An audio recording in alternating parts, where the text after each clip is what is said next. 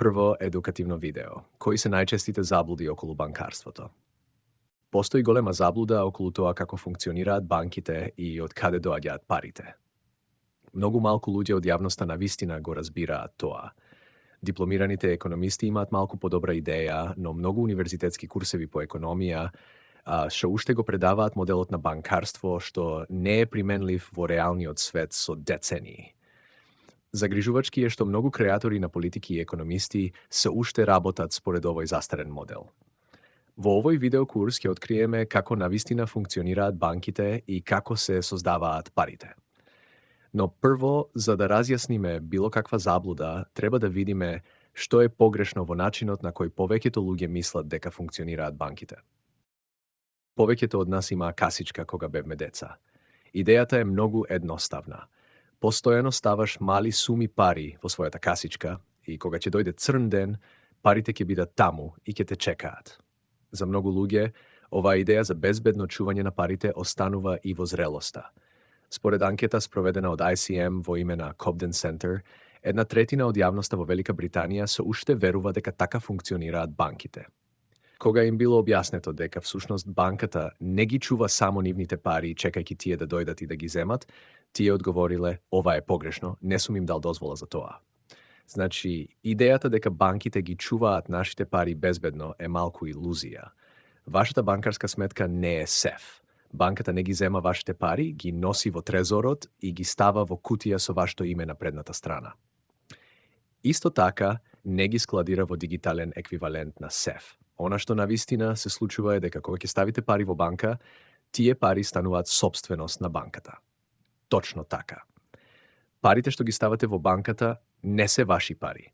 Кога вашата плата ќе се префрли на вашата сметка, тие пари всушност стануваат правна сопственост на банката. Бидејќи стануваат нивна сопственост, банката може да ги користи за практично се што сака.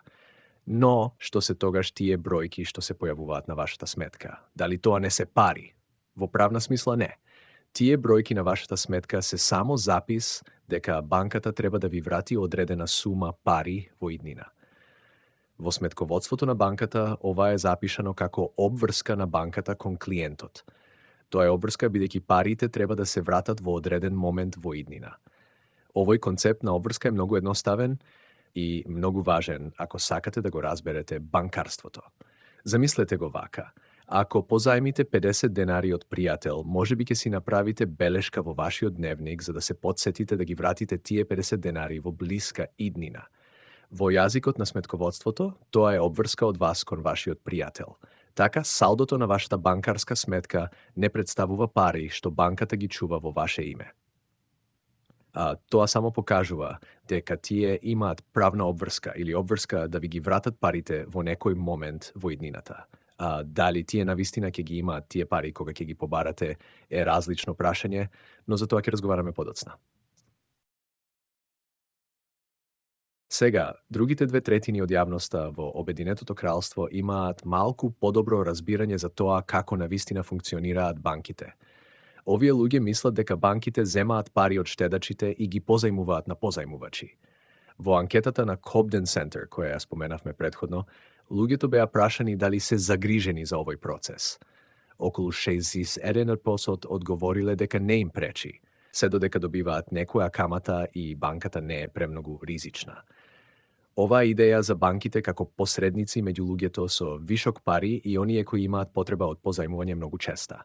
Во оваа идеја, банките позајмуваат пари од луѓе кои сакаат да ги заштедат, како пензионери и богати поединци, а потоа ги користат тие пари за да ги позајмат на луѓе на кои им требаат, како млади семејства што сакаат да купат куќа или мали бизниси што сакаат да инвестираат и растат. Банките во овој модел заработуваат така што им наплаќаат на позајмувачите малку повеќе, отколку што плаќаат на штедачите. Разликата меѓу каматните стапки го сочинува нивниот профит. Во овој модел, банките само обезбедуваат услуга, пренесувајќи пари од луѓе кои не им се потребни во моментот на оние на кои им се потребни. Ова имплицира дека ако нема никој што сака да заштеди, тогаш нема кој да позајми. На крајот, ако никој не дојде во банката со заштеда, тогаш банката нема да може да дава заеми. Исто така, ова имплицира дека ако банките позајмуваат премногу, премногу брзо на крајот на останат без пари за поење. Ако тоа беше случај, неразумното позајмување би траело кратко време, а потоа банките би морале да запрат откако ќе им истечат заштедите на луѓето за инвестирање. Ова значи дека е добро за земјата ако штедиме, бидејќи тоа ќе обезбеди повеќе пари за раст на бизнисите, што ќе доведе до повеќе работни места и поздрав економски развој. Ова е и начинот на размислување на многу економисти. Всушност, многу курсеви по економија на универзитетите се уште предаваат дека износот на инвестиции во економијата зависи од тоа колку имаме заштеди. Но ова е сосема погрешно, како што ќе видиме наскоро. Дозволете ми да истакнам дека досега воопшто не сме зборувале за тоа од каде всушност доаѓаат парите. Повеќето луѓе само претпоставуваат дека парите доаѓаат од владата или од банката на Англија. На крајот на краиштата, тоа е напишано на секоја банкнота.